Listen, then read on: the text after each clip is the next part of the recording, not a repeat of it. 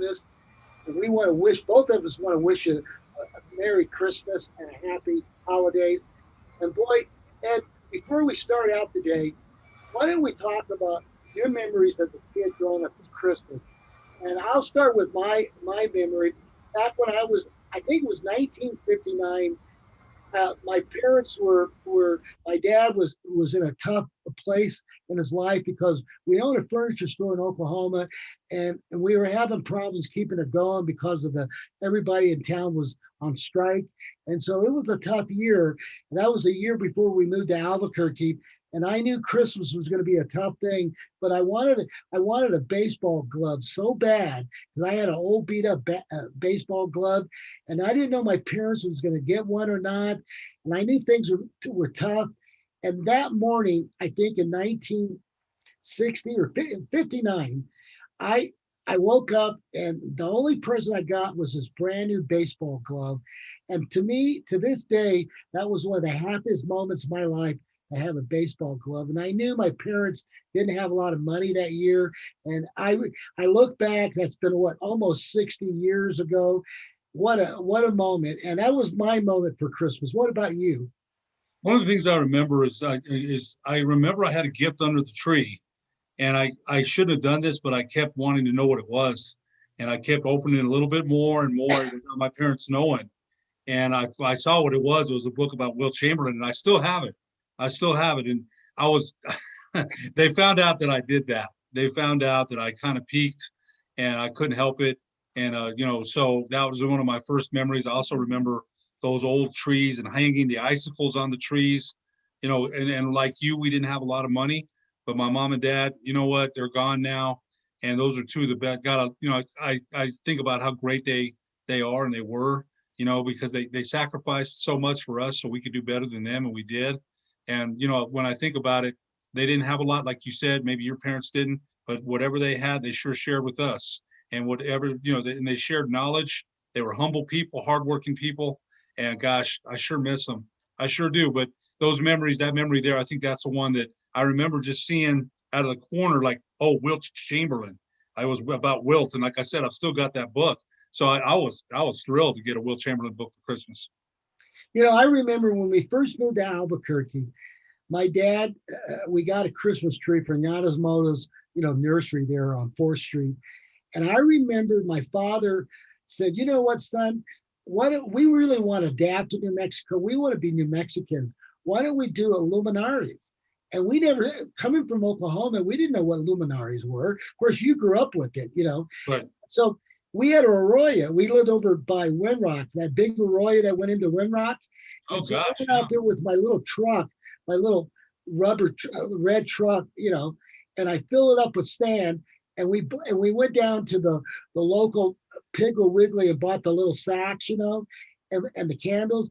And we spent all day setting our house up with luminaries. And to this day, one of the great traditions in New Mexico, where really you can tell when somebody is not from New Mexico if they don't know what luminaries are, Ed. It's a true giveaway, right? Because we're one of the few states that do that, luminaries. And that was a tradition that we did for 15, 20 years. What about you? My brother did that. Now that you mentioned that, my older brother did that in front of the house. And now my son does it. And he's done it at our house. He doesn't live with us anymore, obviously, but he still does it at our house. And he's done it for the past 12, 13 years. And my son and I were talking about it. And I remember lighting them on Christmas Eve. We usually have a big, get together at the house. We're not having a big one this year, obviously, because of COVID. But my son and I told my son the other day, I said, son, you remember lighting candles when it was so cold, our faces froze. And then there was nights that my son wore shorts. It was mild outside. So those are memories of Christmas. And I think spending it with your loved ones, you never forget that. Like I said, in our house, usually we have my brother, his family, my niece, my nephew, my sister. We have about 25 people here for Christmas Eve. And, of course, this year we can't do that. But I think those are memories of spending holidays with the people that you love the most. And you never forget it. You never do. And what I remember on my first Christmas Eve in Albuquerque, my next door neighbor down the street a couple houses down was Carl Miranda. Remember his dad, Gilbert Miranda? Of course. APS. And then the guy behind me was a guy named Billy Garcia. Billy Garcia. and Billy, no, not Billy, his name was Freddie Garcia. And Freddie was the first kid in our neighborhood that played a guitar. And I remember on Christmas Eve, we didn't know much about the Hispanic tradition of New Mexico back in 1960, but I remember they came over and gave us a big bowl of pozole. And I never had pozole. And I think I was in the second grade. And that was when I got hooked on pozole and with green and red. I always liked the red and green in it. And to this day, on this Christmas Eve, I'm for sure I'm gonna have a bowl of pozole. What about you? That's tradition. It's funny. You're going to laugh about this, but I remember when my dad, you want to be like your dad. And my dad used to eat the hottest chili, the hottest. And so I remember being 9 years old and I thought, I want to be like my dad. And I went and tried that chili and I didn't eat chili for 10 years after that because of that memory. Because what my dad ate and what everybody else ate was, yeah. So it took me a little while to acquire that taste again because what my dad ate was chili piquin, which is some of the hottest chili you can eat. And, you want to be like your dad, right? You want to be just like your father. I love my dad. He's a good man. And so, yes, my wife has the traditional tamales, the pozole, the whole thing. That's a tradition here. The beans, like I said, we have a nice get together here at the house. And that's a very traditional New Mexican tradition. As you mentioned, pozole. I remember my dad, he grew up in San Jose. He grew up in that neighborhood there. So we would go to my grandfather's house for the fiestas at San Jose. And we would have pozole there at my grandfather's house. So those memories that you're talking about are, very, very New Mexican, right? Very luminarios, pozole. You don't bizcochitos, right? You don't forget those, man. That's New Mexico. That's why, I've lived here all 58 years of my life. I'm all about New Mexico, man. All about New Mexico. And when you bring those things up, God, it brings me to some good places for sure. You talk about green chili. Now, Freddie Garcia's family, they grew up in Esmeralda over there by what's the Pueblo, Santa Clara Pueblo up there in northern New Mexico? Oh gosh.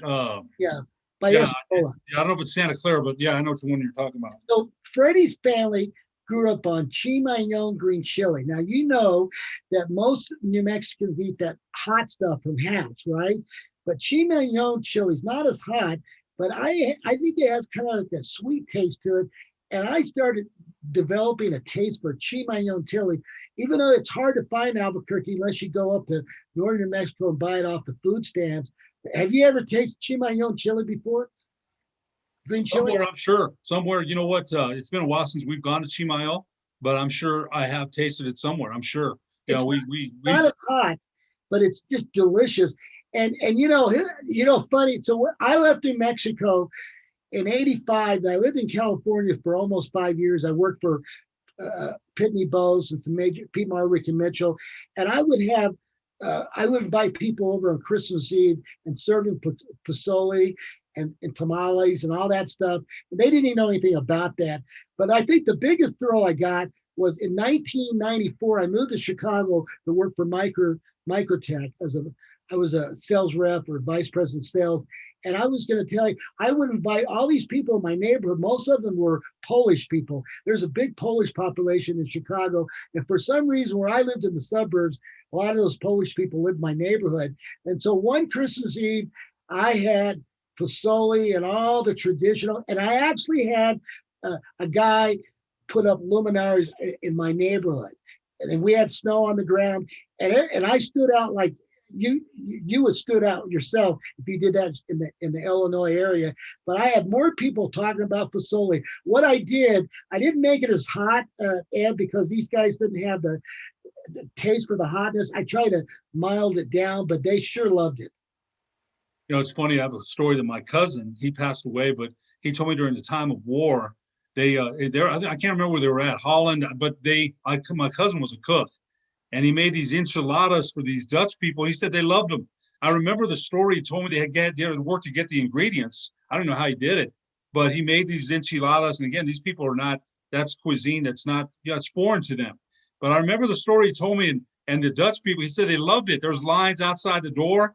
My cousin knew how to cook those things. And so I think once you taste a little bit of New Mexico cuisine, you don't forget it. Now, look, you've probably gone to other states. I know my wife and I went to Arizona 15 years ago thinking, let's try their chili. and we were sorely disappointed, right? There's nothing like New Mexico Hatch chili. There's nothing like New Mexico food. I think we've got some of the greatest food there is on the planet, honest to God. So when I went to another state and tried their chili, I was like, yeah, there's nothing like New Mexico Hatch chili for sure.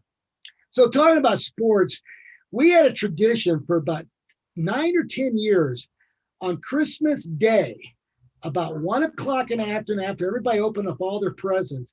I had guys like Mike Moore, Freddie Garcia, Carl Miranda, Mark Gallegos. Remember Reggie Gallegos' brother, State Farm, Mm-hmm. Reggie. And we would have a traditional, and I had a basketball court set up in our driveway, portable basketball court. And we had a traditional horse game, the Battle of Horse. You played horse thousands of times. Oh gosh, around the world horse, you bet. And we played on Christmas Day, and whoever won the horse thing, we gave away one of our toys, one of the toys we had, extra toys, to the guy that won it. Okay, and for many years I always came in second place. Somebody always beat me, and one year I think I won the thing, and it was one of the greatest moments, because winning that horse battle on Christmas Day in the whole neighborhood. And you can imagine everybody, the weather was always pretty good on Christmas Day. I mean, we maybe wore a light jacket, but it wasn't that. I don't remember a Christmas Day where it was so cold we couldn't shoot baskets out in front of our house. One of the things about playing, my father was not an athletic guy. And I don't mean that in a bad way. My dad quit school in 8th grade because he had to work. He boxed a little bit. He knew how to box. And so, but I'll tell you one thing, he built a court in the backyard for my brother. He paved it. My brother and I put the basket up, and it's a short, not a very big space, but my brother and I played a lot of basketball out there, man. And, my brother was 5 years older than me, and he kicked my butt, but I got better. I learned how to, to play from him. But I remember your hands would be dry. I played a lot outside at Whittier, Catherine, San Mateo. We played a lot of ball outside because kids don't understand there wasn't gyms readily available back then, right? So I remember your hands would be dry, right? The feel of the basketball outside. And now that's probably why my knees are all jacked up, because we played a lot outside back in the day. But those memories, my mother would wait on the porch for me coming home from Whittier about 8:30 at night. She'd hear me dribbling the basketball up Pampas, and she knew I was coming home. She knew I was coming home. So those are memories I don't think you forget. And I think, playing horse around the world, I'd play with my brother, right? Around the world. Yeah, I love that shooting game. And so the horse that you mentioned, Henry T's always talking about taking guys on in horse, right? Henry T probably played the more games of horse than anybody I've ever heard of, man. So when you bring that up, that brings back a lot of memories.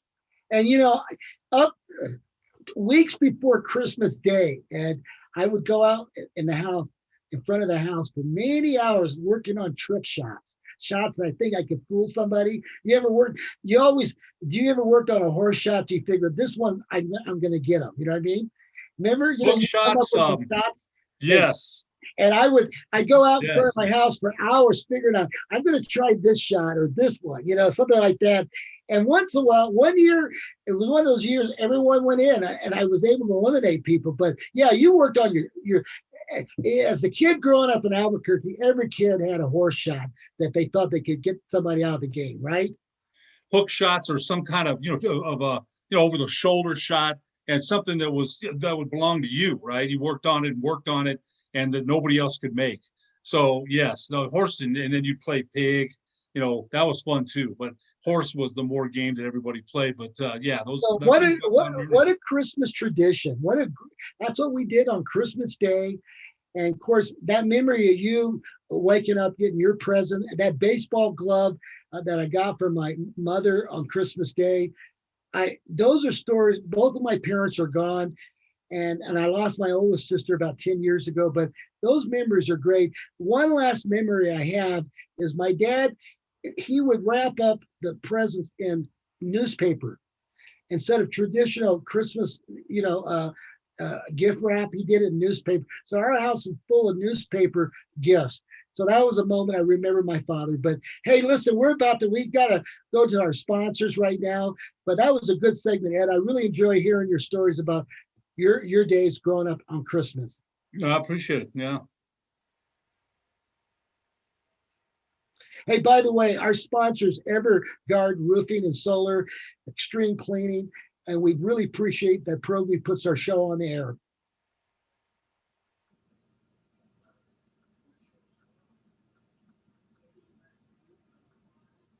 All right, so let's go back to Ed. We're going back to segment two. Welcome back to American Talk It Up, segment two. And Ed, let's talk about this last week in sports. We've got the college playoffs. Now we know who's the final four. I like to talk about the NFL. It's been a pretty exciting. We're going down the stretch in the NFL, and as of last night, the Steelers lost, so that things are getting tied up. But let's get to the college playoff. Are those the four teams you think should be in? Notre Dame, Clemson, Alabama, and Ohio State? Ohio State was a question mark, but you know what? It wasn't their fault that they had 2 games canceled. Michigan had 3 games canceled. A lot of teams had games canceled due to COVID. So they changed the rules for the Buckeyes. A lot of people, there's some people a little bit upset about that, but I thought it was the right call. I don't think you can blame them for having COVID outbreaks that they couldn't play. They did their job. They won their games, but there were some people a little bit upset that Ohio State got in, and some people even more upset that Notre Dame got in and Texas A&M didn't. Cincinnati was undefeated. They didn't get a look. They're not going to get one anyway. They're not a Power 5 or looked at like that. San Jose State was undefeated. They're not going to get a look. But that was the only question mark. Notre Dame, they're setting it up for Alabama, Clemson again. I don't think there's any question. Clemson lost that first game to Notre Dame, 47-40, in double overtime without Trevor Lawrence. You saw what happened when Trevor Lawrence came back this week. They took it to Notre Dame. They did. They're a better team, I think. So I think it's going to be Clemson and Alabama again. That Florida-Alabama game, that was a great game. Now, Alabama, they have a chance. Florida has a chance, right, at the end. But Alabama runs into the line twice, and then they have a great punt and puts Florida back on their own 9 with 16 seconds left, and there's no chance. And that's what makes Alabama so good. They execute on special teams, offense, defense. They've got great coaches, great players. They're going to be tough to beat, but Clemson beat them last year, and Alabama's looking for some revenge in that time. And I think it's going to come down to Alabama and Clemson. So we'll see what happens, but I think Clemson will get them again. I do. Well, I wish Ohio State would play 10 or 11 games. I think there's a big difference when you play a full season. But if you do the eyeball test, and that's how I can base it right now, because it's hard to base it on who they play. I would say Ohio State right now is probably the 4th best team in the country, them and Notre Dame. So I would say Texas A&M was pretty close the way they were playing at the end of the year. So what I don't like about that, I think they should have an 18 playoff right now, Ed, because that would end all these controversy, and that would have gave the University of Cincinnati a chance to be in the big game because they're undefeated. And I just think that 8-game playoff would probably eliminate a lot of this controversy. Anybody on the bubble, I think there's a lot of teams between 1 and 6 that could be in this game. Okay, as you just said. Texas A&M, some of these teams could be in there. And then another thing is, if you look at University of Oklahoma, they were coming on. So a lot of these teams, I think at 18, here's what I'm thinking, Ed.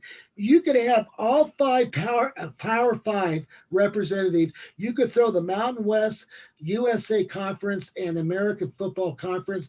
That gives you 8, or you could have some what you call at-large teams. But I think 8 would be the ideal number for a playoff system. And this way, you get a team like Cincinnati, these teams that are not in the Power 5, a chance to play for the championship. What do you think?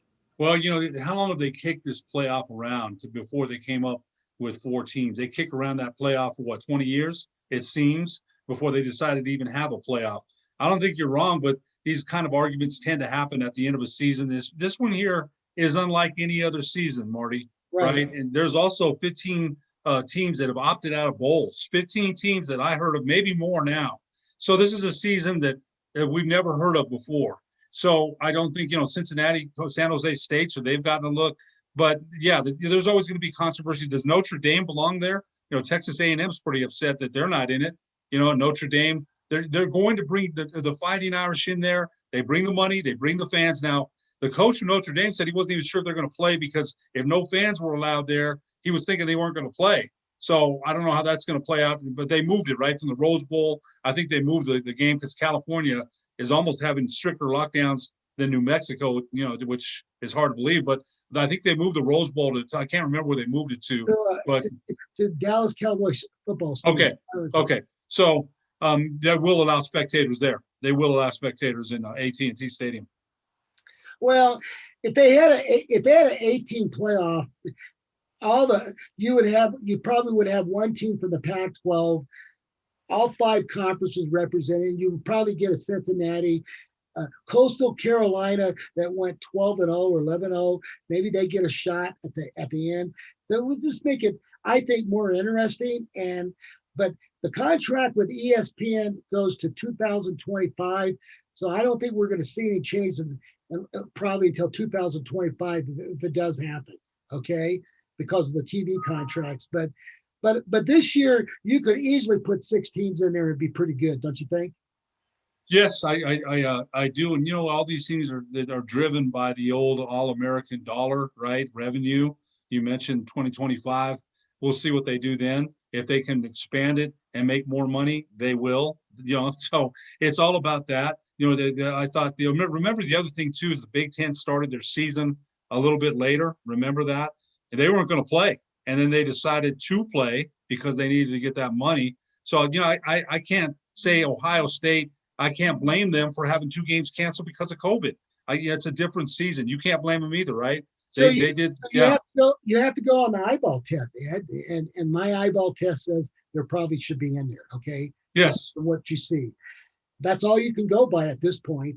Even though I think they have an advantage by not playing 11 games, but hey, this is a special year. This probably won't happen again for a long time, and so I think it's going to be interesting. I think I like the bowl game, the Cotton Bowl. We have Florida going against Oklahoma. That should be a good matchup. We got some good matchup. I'm glad I just found out this morning before we went on the air, Army's going to be playing in the Liberty Bowl against West Virginia. They couldn't find a bowl opponent for Army. And so Army's going to be, and that's good. Army goes 9-2. They deserve to play in a bowl game. And so, yeah, some teams are opting out, and I don't blame them. And so it's going to be interesting. Now, on the local side, the New Mexico Bowl game that's been around for 15 years is for the first time is going to be played in Frisco, Texas. That's a suburb of Dallas. And that game's going to come on Christmas Eve at 1:30 Central Time, 12:30 Mountain Time. What do you think of that? That's Hawaii from the Mountain West versus Houston. And last Friday, a big truck out of the parking lot at UNM drove to Dallas. That's all the stuff they're going to put inside the stadium. So that's going to be interesting. So at least we'll get the name New Mexico on Christmas Eve shown on TV. I guess the name, right? Well, I'm going to say that I wish it was played here. We've New Mexico Bowl has been a big staple of New Mexico. Since 2007? Has it been that long? It's been a while. I remember going to the first New Mexico Bowl and the Lobos were in it. My family and I went out there, and we've been to a couple other New Mexico Bowls. It's Jeff Symbieta does a great job in running that bowl. So I hope next year, of course, it's back here in New Mexico, and signs are that it will be. We're getting 3 vaccines now, I believe, for the coronavirus. But as you well know, it's ravaged this country, man. And there's every day I find out. I'm not going to say who or what. There's somebody else that I know got it. Somebody else I know was impacted by it. Somebody else I know was devastated by it. So I can't ignore that either. I can't. But hopefully next year, and I have every reason to believe that it will be back here in New Mexico where it belongs. The New Mexico Bowl needs to be played where? In New Mexico, right? So, yeah, I'm going to miss not seeing it here. I will. Well, I think the game should be played in Albuquerque. I think they could pull it off, just like they did in Las Vegas. They can have nobody in the stands. I mean, I just think it's ridiculous, but I don't want to get in that argument. You already know how I feel about that. But the good thing is it will probably come back next year. The other good thing is I know ESPN needs content on Christmas Eve. That's why the game is being played, because they've got people buying commercials and they've got to fill that time in. And by the way, it's the only college game played on Christmas Eve. Did you know that, Ed? No, I didn't. I thought there was a couple more. I No, didn't know that. there's a bunch of games on the day after Christmas. So anyway, it's going to be interesting. But hey, listen, we got a break. We're going back to. We've got some commercial break. And by the way, I want to thank Everguard Roofing and Solar for supporting us, and thank you for ProView Network for putting us on Comcast 26, 8 o'clock. So anyway, let's go back and uh, let's get back to the next segment, our final segment, or the final two segments, and let's talk about the NFL. Okay, Ed? Yeah, that's fine. All right. So let's go back. Are we ready to go? I guess we are. Hey, this is segment 3. And Ed, let's talk about the NFL. Right now, the big story right now is the Pittsburgh Steelers are falling apart the last 3 games. And they're limping in. They got a game this Sunday against the Colts, who are 10-4, and then they've got the hot Cleveland Browns on the last game of the season in Cleveland. The big story is, will Pittsburgh Steelers win their division? Funny thing is, they started out 11-0, but you saw some cracks in the armor. They struggled against the Dallas Cowboys. They struggled, and they started struggling, and they've lost 3 in a row now. And I think the problem, couple things, they haven't been able to run the ball. James Conner's been struggling. Offensive line is struggling to make holes for Connor. They've been dropping a lot of passes. And Ben Roethlisberger, remember, he's coming off elbow injury. So now, do they have a receiver to really take the top off, and can Roethlisberger get it there? And if your line's struggling and you can't run, they're pinning the defensive teams that they're facing are pinning their ears back and just going after Big Ben. And he's not the most mobile quarterback, right? So they've got some issues. They lost the linebacker LG Dupree to a knee injury 2 weeks ago. That's a huge loss. Their defense had been carrying them for a while. But I think when a team trends upward, they start winning and winning. You're always kind of looking for that loss because it happens, right? The only undefeated team is the Miami Dolphins of 1972. New England Patriots were undefeated in 2007 until losing the Super Bowl to the New York Giants. So I think sometimes it's good to get that loss out of the way. Get a couple, you don't want to lose, but Pittsburgh was 11-0, but was it based on fool's gold? And in the last couple of weeks, you'd have to say yes. So right now, the Buffalo Bills and the Kansas City Chiefs are going to be hosting their home games. And it looks like if Kansas City wins, everything has to go through Kansas City in the American Football Conference. And they look like they have the inside track to get back to the Super Bowl. Buffalo's playing great. I wouldn't count the Cleveland Browns. Mayfield's playing great football right now. And so I think but right now, I would give the edge to Kansas City in the American Football Conference. But boy, Josh Allen, the kid from Wyoming, the Wyoming Cowboys, my favorite fight song, Ragtime Cowboy Joe, they're playing really well right now, Ed, the Buffalo Bills. Well, think about it. They clinched their first AFC title in a quarter century by winning their game Saturday against Denver. And if you remember, when they lost 4 straight Super Bowls, that was one good team. They were darn good, man. Jim Kelly, Thurman Thomas, Cornelius Bennett, Bruce Smith, Kent Hull, that Andre Reed. That was a good team. That was a very good team. So now it's taken a while for Buffalo to get back there, but I really like Kyle Allen. That guy's got that it factor. He's cocky. He's a leader. And I'm telling you, watch out for the Bills. Now, I think you're right. Kansas City is on another level. They're on another level. Those guys score points. Now, Andy Reid is a brilliant coach. I always thought he was a good coach with Philadelphia. I always thought that. This guy's offensive mind is brilliant. And look at the playmakers they have. They've got Mahomes. They've got Tyreek Hill. They've got Sammy Watkins. They've got one of the best tight ends, if not the best tight end in the game, Travis Kelce.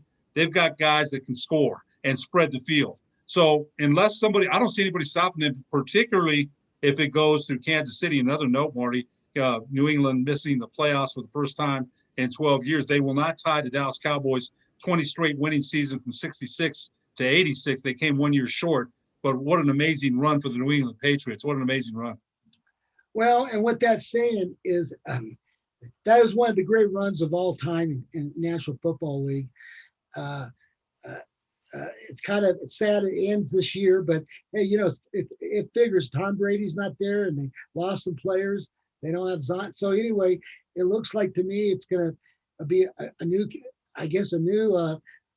sheriff in town, the Buffalo Bills in that division. So right now, I would say the way things are looking, unless Kansas City just falls apart, I think they're my choice of getting to the Super Bowl with the American Football Conference. Now it's a different story going into the National Football Conference.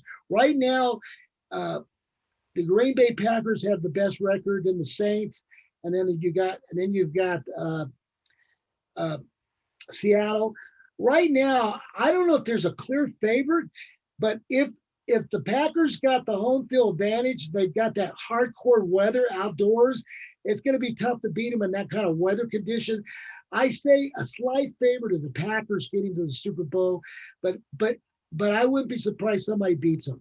What do you think? There's not a clear favorite. You know, a couple of weeks ago, we talked about in Seattle was looking good. And since then, they've kind of fallen on some hard times. The Rams losing to the Jets. I don't know that Jared Goff is that guy, that quarterback, right? I'm not sure. Their defense is pretty good. Aaron Donald's probably the best defensive tackle in the game without a question. They do have some receivers, Robert Woods. They've got some weapons. I'm just not sure that Jared Goff, I'm not sold on him. Now, we forgot about Tampa Bay. Now, Tampa Bay's in the mix for sure. They had a good game on Sunday. Antonio Brown scored his first touchdown since last season. I was kind of waiting for him, how long it was going to take him to get involved with that offense because they've got the weapons. Chris Godwin, we mentioned Rob Gronkowski, Mike Evans, Antonio Brown, Leonard Fournette. They've got the weapons, and they've got Tom Brady. But I wouldn't count them out either, but I think the way Aaron Rodgers is playing, now they drafted Duval Love, and I still don't know why they did that. I really don't. Rodgers has 3-4 good years left for sure. You can't count that guy out. The windows that he throws passes into, other quarterbacks don't. The plays that he makes, other quarterbacks don't. He's still amazing. He's 38 years old, and he's still amazing. So you're right. Remember, they always said things go through I can hear John Facenda's voice, the great NFL guy that used to do the voiceovers in the 70s and 80s, going up to Green Bay, you know, in the frozen tundra, he would call it, right? So if Green Bay has got home field advantage, look out. But now we didn't mention New Orleans either. Now, Drew Brees came back, right? He had a punctured lung and fractured ribs. New Orleans is still, you have to look at them, but I'm telling you, he's 40, 41 years old. If he takes another hit like that, man, I couldn't believe he came back as quick as he did, because a punctured lung and fractured ribs at his age is no small thing. Well, I think, excuse me, I think the Saints, if Brees can hold up, they got a shot.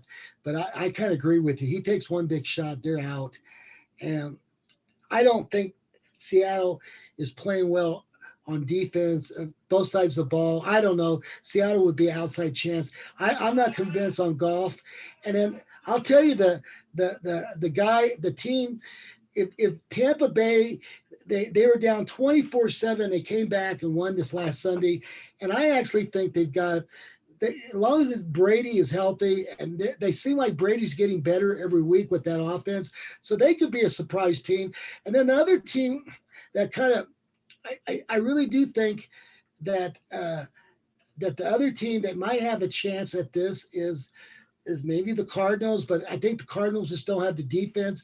You know they can put points on the board with Kyler Murray and that team. So right now, if I had to bet the day who's going to be in the Super Bowl, and if everything has to go through Lambeau Field there in Green Bay, and I've been up to Green Bay in January many a times, and boy, what advantage if you play in that kind of weather. So now, if the Bears play the Packers on the last day of the season in Chicago, and if the Bears going to upset them, and I think they could, they're playing a little better right now.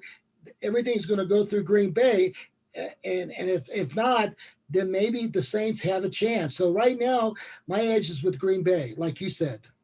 Now, Taysom Hill had played well at quarterback for New Orleans, and it's funny because they had Jameis Winston on the roster, and head coach Sean Payton elected to go with Taysom Hill, which kind of surprised a lot of people. But Jameis Winston throws too many interceptions; he didn't want to risk that. So I think New Orleans has a chance. But the other team we probably didn't mention in the AFC, and I want to mention them, is Indianapolis. Phillip Rivers has had a good year. He wasn't playing with the LA Chargers anymore, and I think a lot of people thought, including me, I didn't know how much he had left. He's had a darn good season, so let's give Indianapolis some credit too. So they played. Indianapolis goes to Pittsburgh on Sunday. and they're 10-4, and Pittsburgh right now is 11-3. That's going to be a big game. Might be one of the best games on Sunday. The Browns play the Jets. They should be heavy favorites. So it's going to come down to if the Steelers can beat the Colts. If they don't beat the Colts, it's going to come down to the Browns in Cleveland playing the Steelers. And there's a chance that the Browns could win that division. And, they haven't won a division since 94, 68. I don't know. It's been a long time. I can't even remember. So, but here's something that I want to tell you about. In the history, the NFL has been almost, 100 years now. They've been playing in the NFL, close to 100 years, Ed? Is about. I thought it was, yeah, about, yes. I thought it was a little over, yeah, you're right, about 100 years. So here's a stat, and I just found this out yesterday. I did text you this. No quarterback in the history of the NFL in their first 2 starts is combined throwing 500 yards and 150 yards rushing. And guess who did that? Philadelphia Eagle, Jalen Hurts from Oklahoma. He's had two very, I'll tell you, there was controversy when they drafted him, right? Because a lot of people are saying, hey, we've got Carson Wentz here. Why, but I'm telling you, he struggled. Carson Wentz has struggled. I still think he's a good quarterback. I do. But they drafted Jalen Hurts, and, he's going to start again this Sunday against Dallas. And I don't know what you do with Carson Wentz. He's too high priced to be a backup to Jalen Hurts. So Jalen Hurts keeps playing like that, you won't see Carson Wentz in Philadelphia next year. He's played very well. Well, so no quarterback in their first 2 career starts has thrown for combined 500 yards and 150 yards rushing. He did it. Okay, so that's a record. And the league's been around for 100 years. So now, last Sunday, Jalen Hurts from Oklahoma, and then you got Kyler Murray going against each other, and then Baker Mayfield. The combined, all 3 of them threw for over 1,000 yards, 72% percentage, 10 touchdowns. What a great day for the Oklahoma Sooners. 3 starting quarterbacks really performed. And of course, Kyler got the best of Jalen, but Jalen played him to the very end. Now, this game against the Cowboys, you and I are Cowboy fans. That game, whoever wins that game Sunday is going to be eliminated for a potential playoff spot or for the Eastern Division. And of course, the Redskins need to win 1 game, and they've clinched it. And they've got 2 tough games, and they're having problems at quarterback. So you think the Redskins can win this division, or you think the Cowboys got a chance if they can knock off the Eagles on Sunday? Well, one of my friends, I've been a Cowboy fan for 50 years. One of my friends, one of my best friends, he was so mad that Dallas won, right? He says, we need a better draft pick, and you can't stop guys from playing. They're not going to tank, right? They're not going to tank.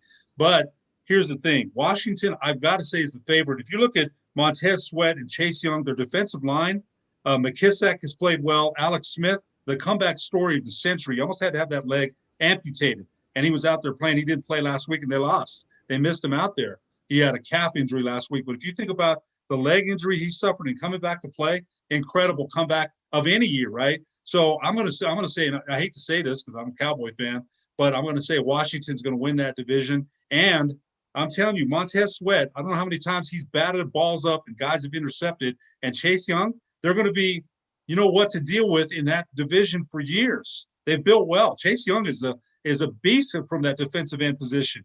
And so is Montez Sweat. So I think the defense has gotten better. Ron Rivera's a good coach. They've got Jack Del Rio running the defense.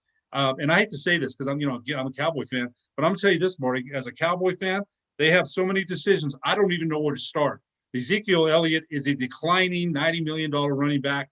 He doesn't have that burst anymore. He's not the same. And I argue with Cowboy fans about this all the time. They get mad saying, it's his offensive line. Some of that's true, but he has lost a burst. He's not the same guy. And you know what? They paid him $90 million. It's going to be hard to get rid of him. They paid Jalen Smith. He hasn't played well since 2018. DeMarcus Lawrence has played a little bit better as the season has progressed. They've got many decisions to make, though, and one of them is on quarterback Dak Prescott. He's got a bad ankle injury. I want him to come back. I do, but I don't know what they do. They have so many decisions. I don't even know where you start. Well, if Alex Smith doesn't play in the next 2 weeks, they said he's probably going to play, then the Redskins going to win the division. I think they've got 2 games left, and they've got to win one of them. So my odds are they're going to win it. Now the Cowboys going to have to win out, And of course, you got the Eagles are playing good. So it's gonna be a good game on Sunday between the Eagles and the Cowboys. And I agree with you. I don't know if Dak's the guy, but I think you got to go with him if he's healthy. And my big surprise is the kid from Oklahoma, D.D. Lamb. He's really played well. I mean, he might be one of the candidates for Rookie of the Year. He's been a big plus for the Cowboys. What a pickup. They got him in the first round. Don't you think? You know what? Here's what I'm going to tell you. You know what? I'm going to tell you the truth because I always tell the truth about Dallas. I like the kid. He's dropped a few too many passes for me. I'm not saying he hasn't been good. He'll be great. But you know what? Those drop passes, I think he won't be the Rookie of the Year because of that. Now, don't get me wrong. He's made some good plays. But those passes that he dropped, some of them are big. And everybody drops passes. I get it.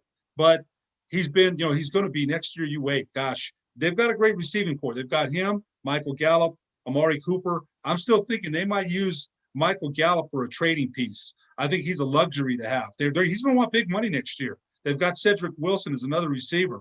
If I was them, I would think about using Gallup to, maybe get an offensive tackle. They need that offensive line needs to be revamped. They need a pass rusher. They need a linebacker. They need. I don't even know where to begin. They've got so many holes in that roster. Well, I'm hoping that I'm going to get a chance to meet Jerry Jones and his family here in next year with our project called Story Farm. We hope to do something for the Cowboys. It's one of our game plan. So maybe I'll get some inside track for you, Ed. Maybe you can come along and we get to meet Jerry Jones. I think the Cowboys would be sitting really good right now. They lost 2 or 3 games they shouldn't have lost this year. Am I right? There's some close ones they just gave away. Am I right?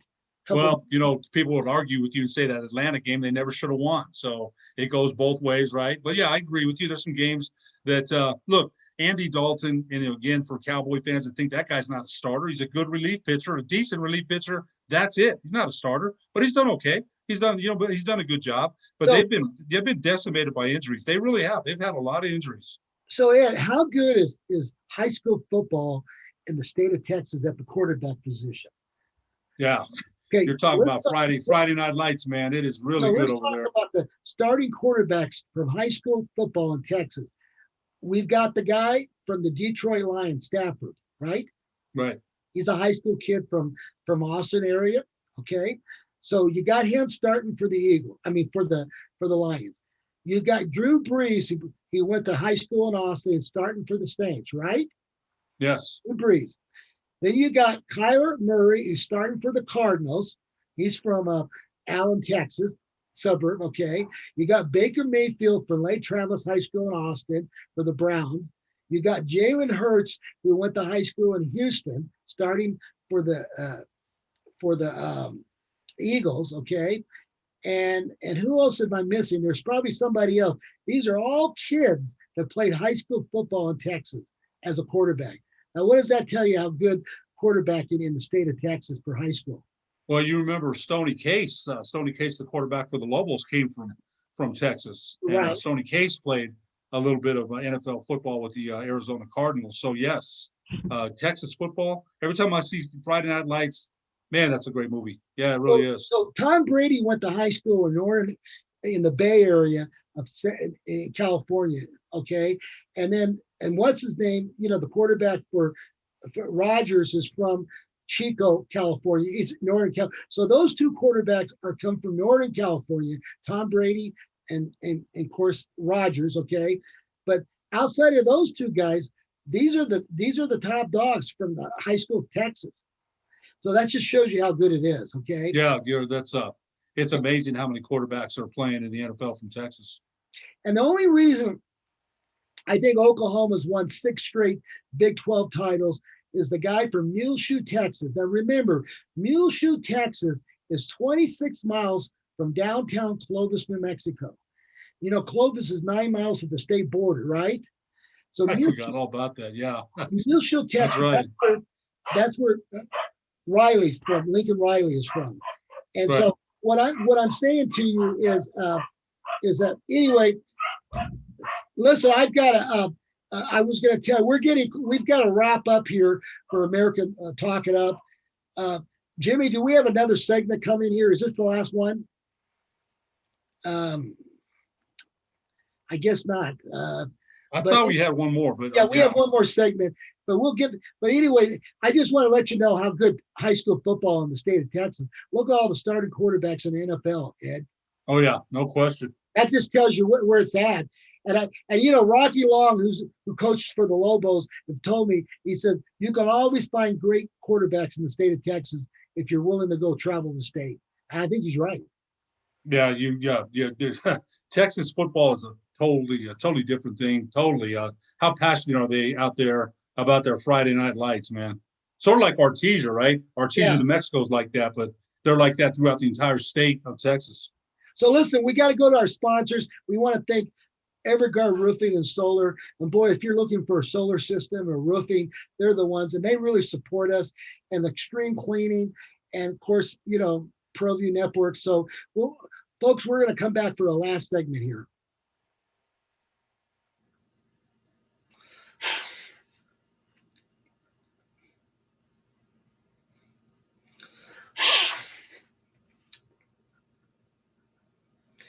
All right.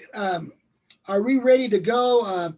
I just want to, Ed, we're going to the last segment, and let's kind of wrap up what's going on with Lobo sports, football and basketball. Last night we had the Lobos were playing against Boise State. And you know what, Ed?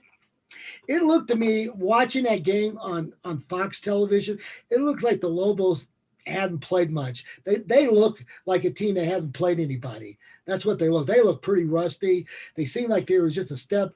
Now I think they've got talent to have a pretty good season, but this is so early, and they went up against a team that was just better prepared. Was that your thoughts on that game last night? Well, look, Boise State's a good team. They're a good team. They've got length, and one thing about Boise State, they play the passing lane so well. They steal the ball, and then they turn steals into offense on their end. They could shoot the 3-point shot. So I thought that was a good test from New Mexico. And you're right. I think one of the things is they haven't had as many practices. The Lobos haven't, right? So it was a good test, and not so good of a test because you don't want to be unprepared having to face Boise State. They're very good. But I got to say a couple of things, that concern me as a Lobo fan since 1970. McQuatch Malawach is the only guy that I saw really be able to create his own shot. And again, Boise State's defense, the Lobos shot 33.9% from the field. And a lot of that is due to Boise State's defense. And again, Malawach is the only one I saw put the ball that really the shot creators, right, that can create his own shot. McQuatch Malawach is a glue. Thank God he's on the team. Because if he wasn't on the team, you have no idea how bad right now they would be without a glue, right? Now, the other guy that I watched very closely was Jeremiah Francis, the transfer from North Carolina. Now, in New Mexico basketball folklore, when have we ever had a transfer from North Carolina that played at North Carolina that started at North Carolina? Not very many times. But I'll tell you, I think he's a little rusty. He might be still hurt from that knee because last night he turned the ball over quite a bit. He didn't hit a lot of shots. And I got to just say, and again, he's going to be better. But I was looking, when you hear North Carolina, you're thinking like Carlton Bragg. He was an All-American, right? And I was never wowed by Carlton Bragg. I was never like, oh, my God, wow. Like I know you would be with an All-American. So last night with Jeremiah Francis, and I don't mean to just pick on him, but when you hear a guy transferred from North Carolina, you expect a lot, right? Maybe too much.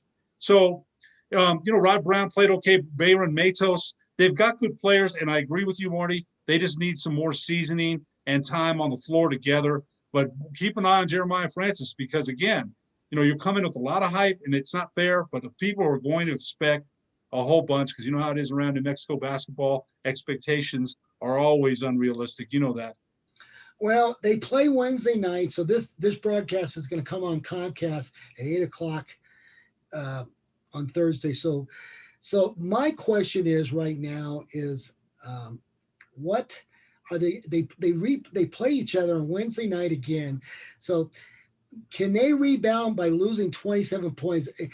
That's going to tell me how they look on Wednesday night. Can they rebound and make adjustment to make it a closer game? I would be happy when they play Wednesday, the games within 8 or 10 points, okay? A closer game. So that's good. So are they going to make the adjustment now that, for the first time, the Lobo coaching staff has 3, maybe 4 former head coaches on the staff. One of them is from Air Force. One of them is from Stanford. Did you see all those head coaches that are on their staff? I did. I did. And you know And what? That you would think that would help. But you asked about Wednesday nights, a quick turnaround, and then Lobo guard Keith McGee sprained his ankle. And Keith McGee Keith McGee's a veteran. They need Keith McGee, and he's not going to play Wednesday. I can't see it. Here's the other thing. We interviewed Coach Weir, Scott Galletti, and I on the sports desk about 2-3 years ago, and he talked about 3-point shooting. He wanted to develop a team that could shoot the three well, and this is not a team that I see is going to be a team that can shoot well, at least early on. Now, maybe later in the season, it's early now. Now, Javonte Johnson's supposedly going to get more time now that Keith McGee can't play, and he came with a lot of hype. Javonte Johnson, Saquon Singleton will play more tomorrow. So it could be good for some guys, playing behind McGee that don't normally play, but the Lobos need Keith McGee, and he won't play. I'm almost sure he won't play tomorrow because the way he came off the court in a 48-hour turnaround, you know how ankle injuries are. They got to give him the treatment and get him well for later on down the line and not risk it in one game. Well, it's going to be interesting how they play on Wednesday night. That's going to be a good indication. And of course, they look like a team that is out of sync. It looks like a team that hasn't really played a lot. Now, remember, the people who are watching this podcast, the Lobos have been in Loveland, Texas. That's like 20 miles west of Lubbock. They're at a junior college gym, right? And then this next week, they're going to have two of their home games played at Lubbock Christian College. They're in Lubbock. So obviously it's been tough on them. And so I don't know. I think they've got talent, but it's a work in progress. And it's going to be interesting how they look in the next month. And I think that will really tell how good they are. But right now, they're not a good basketball team. But they have some players. It doesn't look like they don't have any talent. But it takes chemistry. It's just more than just talent to win in college basketball. So we'll see how it goes. Well, I think you're right, though. It's been hard on the Lobo football team, being away, being in Las Vegas, right? By the way, 0 positive tests while they were in Las Vegas for COVID. It's hard for the Lobo basketball team being in Texas. This is not their home. It's not. They've got to do their studies there. They've got to do everything in a foreign place. It's not their home turf. So let's remember that. That does, yeah. And watching that game, the game was played in Boise basketball arena. Did you see how they had everybody separated by 6 feet? Everybody was wearing masks. I don't think there was anybody in the stadium, right? I didn't see anybody. Now, why couldn't we have that game at the Pit?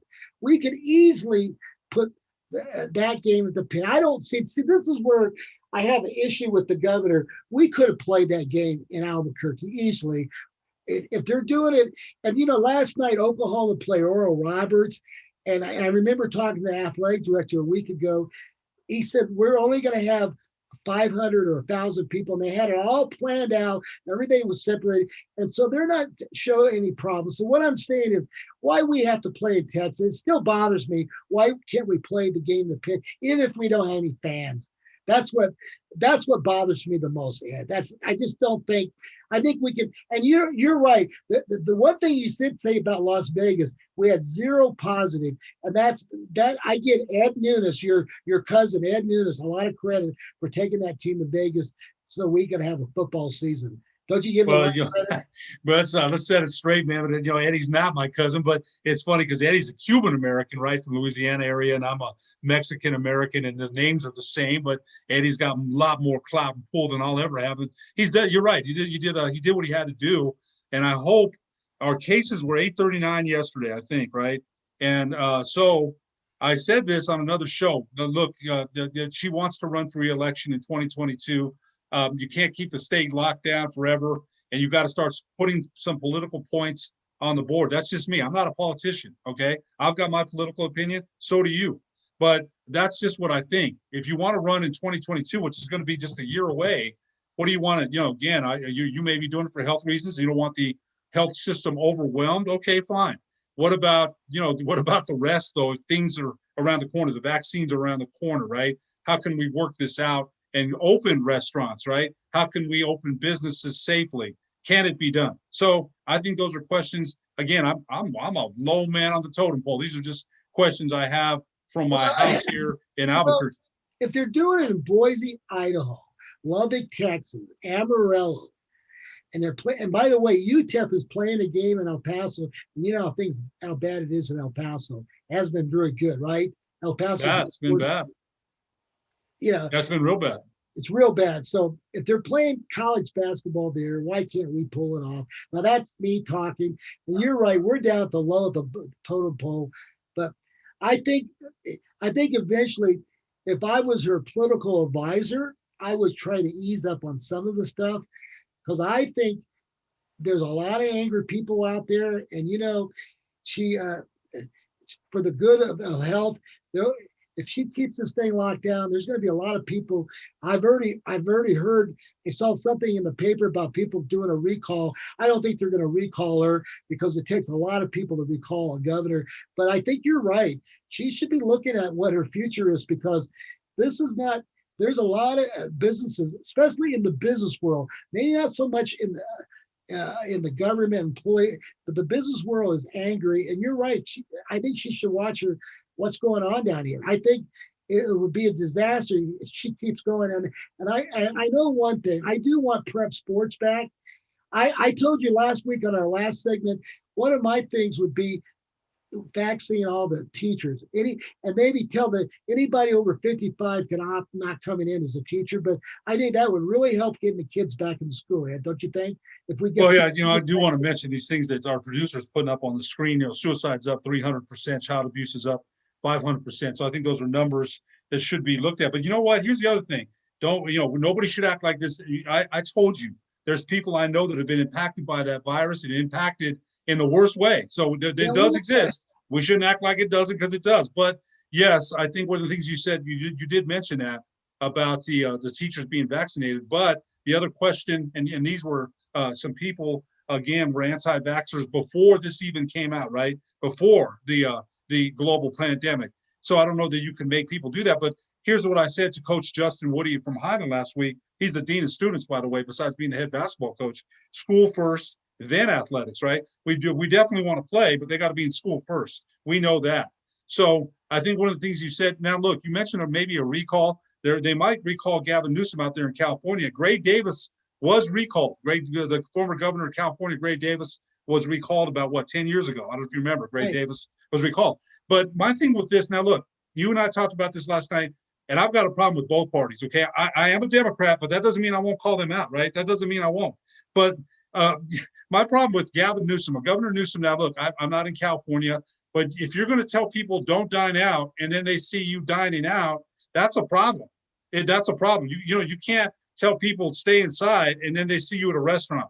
He's getting, they're looking to recall him now because you're telling everybody to do one thing and then you're doing another thing, and you're locking down all these businesses, including outdoor dining, which in California has the weather to support that, right? They have 75 degrees, 70-degree days. And they're saying outdoor dining is not really a problem. They're saying indoor dining isn't. So if you're going to do stuff like that and they see you at restaurants, what do you think the response is going to be? And again, that doesn't mean Republicans have been much better by going out without masks and acting like the thing doesn't exist. So they both had their faults. Let's be 100% honest here. But if you're going to tell everybody lock down and they see you out in a restaurant, how does that look? Yeah, and we could go on. There's two sides of the story, but you're right. It doesn't look good for the California governor, any governor that does that kind of stuff. It's just a hypocrite. But hey, listen, we've got a couple minutes left, and I want to end the show. I want to dedicate the show to a friend of you and I, Dennis D.C. Chavez, who just passed away from COVID-19. He's one of the ones that we do know that didn't make it, and I my connection is through boxing, and of course through ProView. He would come on to your show, Legacy Boxing, and he was the host of it before I was. He hosted it before I did. And of course he was a ring announcer and stuff. But what I love about Dennis is that Dennis and I go back to the Civic Auditorium, back when they had boxing at the auditorium. I remember the professional wrestling, Ricky Romero and the brothers, and all those characters, and of course Dennis used to sell popcorn, and of course Ed Lopez, J.C. Lopez used to sell Cokes at the Civic Auditorium, and all those guys. And you remember those days on television, Jack London and Oh, remember him well. And Dennis was like a little time comedian. He did comedian. He was a funny guy. He was a good announcer. I think this. And he worked for the Perez brothers, the Legacy, but he was a good guy. I liked him.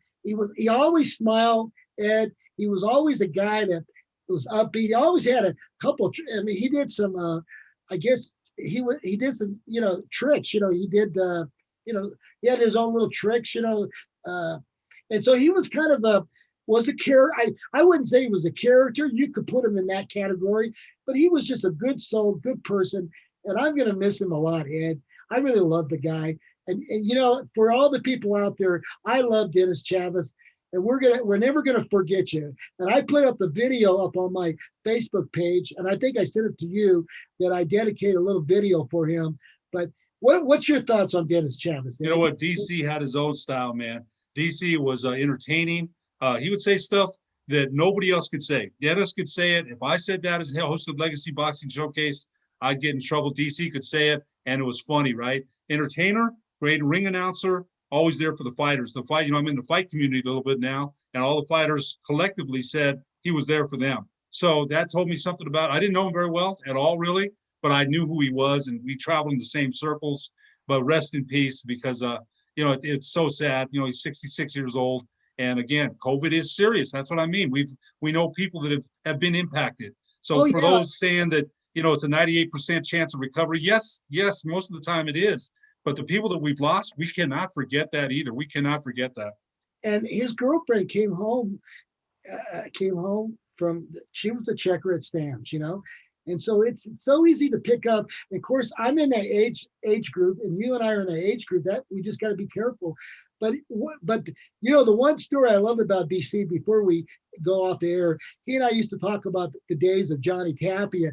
My days with Johnny Tapia is when I played prep basketball. We used to play in those summer leagues at Wells Park. Remember Wells Park League? Oh, yeah. Outdoor. And I remember Johnny Tapia was our water boy, because he lived right down the street. He lived with his grandparents right down the street from Wells Park. So I remember Johnny Tapia. Of course, he knew Johnny Tapia when he started out as a boxer. So we had some great stories. And so, you're right. This COVID-19 hit us really close, you and Ed, because we knew this guy. And so, folks, just keep your guard up. Don't be careful, especially if you're in our age group, because it's out there, and it's deadly. Even though the younger people will have a good chance of recovering, but people like me, I got to be careful, right, Ed? Yeah, no, I do too. I think you know what? In some cases, Marty, it hasn't mattered. Everyone's going to deal with it the way they deal with it. Just be careful, be safe, be healthy. That's all I can say. Well, with that, we've got to wrap it up. And thank you for folks for supporting us. If you go up to Facebook, hit the like. If you go up to YouTube, hit subscribe. Watch us on channel 26, 8 o'clock on Thursday nights. And we'll have another episode.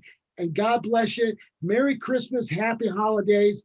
And the only thing I can give away free, Ed, is the gift of laughter, and a smile. It doesn't cost you anything, right, Ed? That's right. It's a free thing, and it really helps to laugh. I used to laugh 10 times a day when I was working, and it helps you. It makes you feel better, for sure. So anyway, folks, go up to Netflix and start watching those comedy movies, because that makes you laugh, okay? That keeps you going. All right, well, anyway, we'll see you next time on America Talk It Up with my co-host, Ed Nunes. I'm Marty Watts. We'll look forward to seeing you next time.